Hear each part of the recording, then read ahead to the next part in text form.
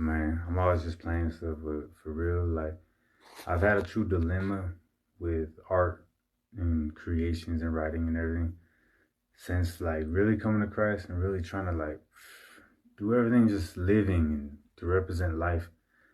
It's been hard, like trying to figure out like what to paint now. Like my mind was so just naturally like horns, wickedness, just evil, and just like skulls and that whole world. And it's like man, just trying to paint something that isn't like representing death and like skulls and just like horns and like all this wickedness. Like I could get so creative, man.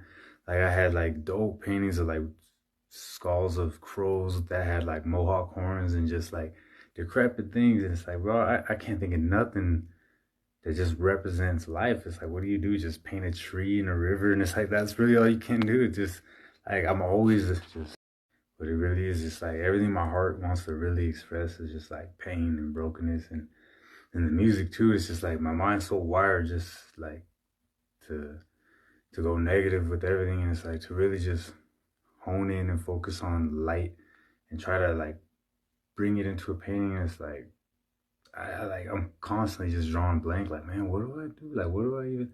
Just like sunshine on a tree and like just water and a duck or something. It's just like, dude, what do I paint?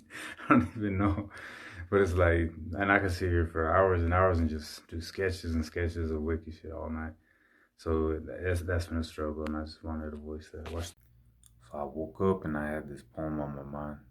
Is I woke up and seen the light shining through, and I was just thinking about all the darkness around and just how it is trying to find your way. And God never just completely shows everything all at once, right? It'll be too much to handle.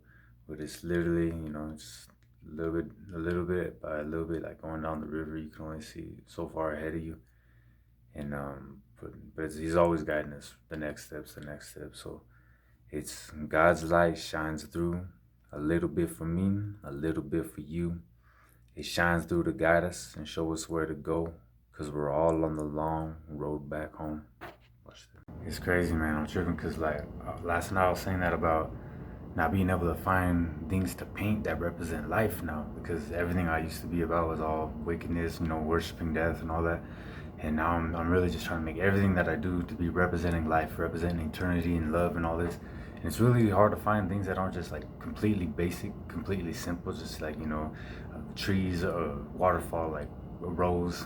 So it's been difficult and it's crazy. So today's study, right after I said that, was about fear needing a symbol to attach to. Like everything needs a symbol to attach to, even words, language, and love and fear, whatever. But like fear really needs something to manifest it as a body, something that we can recognize and be afraid of, right? So fear always needs to be able to have a symbol like to represent it, right? And it was crazy because literally that's what I was talking about yesterday, about not being able to find symbols to represent love really necessarily, besides just like life itself, like grass and trees and like just living, because life's always changing and growing. So I was tripping because like the synchronicity of it all. Just today's study literally on divine timing was about love not needing a symbol necessarily.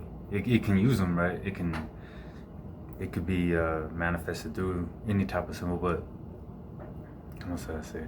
But it's like it being like an eternal sea. And so like the thought that came to me was like all fear needs to be dissolved into this eternal sea of love. And all these symbols of fear that we hold, like like if I see a picture of a knife or certain things that trigger me, right, whatever, um, or horns, like like they always show the enemy or devil with like big horns. So like horns like is associated with evil, wickedness, right? But which isn't necessarily true. But so I got this idea of like like a rose. Like I've been painting everything with like gold, because I used to paint everything just black, white, and gray. It was real like dark and gloomy and stuff. So I've been trying to paint with color now a lot, and so I've been really using gold. And the gold rose kind of came as an idea to me, like man, as something that can really that is neutral, that could be symbolizing of love. And I was like, man, like what can really represent this like eternal Tao, like this just pure energy, pure spirit of like goodness and joy and love. And like how can you really represent like God besides like a dove or all these things. So like the symbol of a rose, something to be able to paint with. Like, man, I was like, oh, I was like getting excited about it. And then so I wrote it. I was like, for it to represent eternity and love. And then I look it up, and literally those are some of the characteristics or whatever, symbolic meaning of a golden rose: love, eternity, friendship, joy, and also luxury, wealth, and status, and all that. But the eternity, friendship, joy, and love. And I was like, man, like that's crazy that it's already represented that, and like it just like it fell upon my like imagination or understanding. So I was like, I'm pretty stoked about that. And it's also weird because like it also mentioned that Jesus was considered the gold rose, and but that was like in Catholicism. So I didn't really see too much, read into it too much, but I thought that was pretty interesting. But it really is like the tapestry of our mind, right? Like they always, it's like the womb, right? The womb of a woman of the universe, right? So like God spoke, let there be light. He spoke from darkness, right, into just the blank tapestry of the entire universe, and created all things from that, from scratch. And he made all things good, right? So it's like even death itself to be beautiful, right? And in its own time, in its own, like he put eternity in man's heart, you know.